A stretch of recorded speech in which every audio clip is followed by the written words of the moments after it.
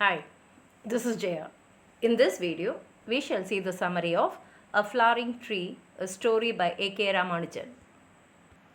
This short story is one of the stories in his 1997 book, A Flowering Tree and Other Oral Traits from India. Actually, this is a Karnataka folklore, and A.K. Ramanujan has translated this from Kannada to English. The story goes like this. There was once a poor woman in a town with her two daughters. The younger daughter wanted to help her family because they were very poor. So she turned into a beautiful tree by performing a strange ritual with her elder sister. They carefully performed the ritual, which required two pitchers of water. One pitcher of water was used to transform her to a tree, and the other to bring her back to human form.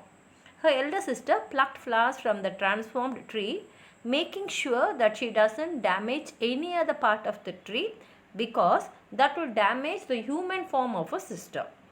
Then, after plucking the flowers, she converts her younger sister to human form. After collecting the flowers, they weaved the fragrant flowers into garlands and sold them at the king's palace. Since the flowers were so very fragrant and beautiful, they sold immediately and they made a lot of money. And they also decided to keep this a secret from their mother because they were scared that the mother will get angry, and they saved the money for the future. One day the prince saw the garlands in the palace and, attracted by the fragrance and the beauty of the flowers, was curious about their origin. He followed the girls back to their house. The next morning at dawn he went to their house and hid behind a tree, and also saw the secret origin of flowers. He then went to his parents and asked them to marry the girl that sold flowers and told them the secret. The minister immediately summoned the girl's mother and presented her the proposal. She couldn't help but agree. Later at her house, the younger daughter had to demonstrate how she transformed into a tree to pacify her mother, who was very angry. After the wedding, several nights passed without him speaking to her or touching her. Finally, he made his demand. The demand is she must do her transformation for him. Ashamed, she resists, but finally relents and performs a ceremony for him. This was seen by her envious sister-in-law. And when the sister-in-law saw this transformation one night, she forced the girl to transform into a tree. And while plucking the flowers, she wantonly broke her branches. She also ignored the water ritual and poured water on her indifferently here and there. When the princess changed to human form, she had no hands or feet. She had only half a body. She was a wounded carcass. She crawled into a gutter. Next morning, a cotton wagon driver spotted her and rescued her from the gutter. He covered her naked body with a turban cloth. He left her at a ruined pavilion in a town.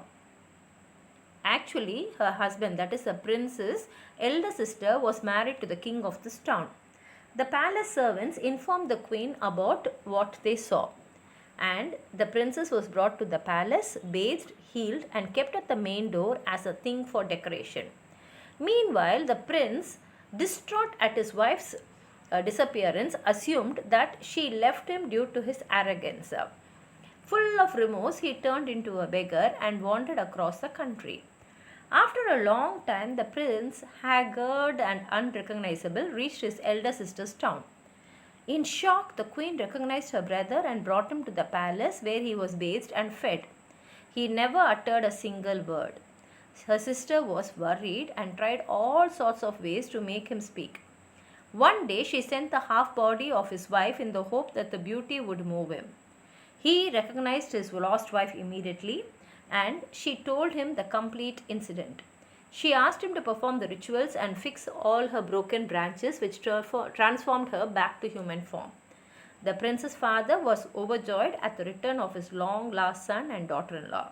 After discovering the bitter truth, the king had 7 barrels of burning lime poured into a great pit, and he threw his youngest daughter into it as punishment. All the people who saw this said to themselves, after all, every wrong has its punishment, and the story ends here. It's a folklore, that is, it's a oral tale which is still in live in Kannada language, and A.K. Ramanujan had translated this in English. If you have anything more to add on to what I've said, please write it in the comment box, like the video, share it with your friends, and if you have not subscribed my channel, please subscribe and support. Thank you.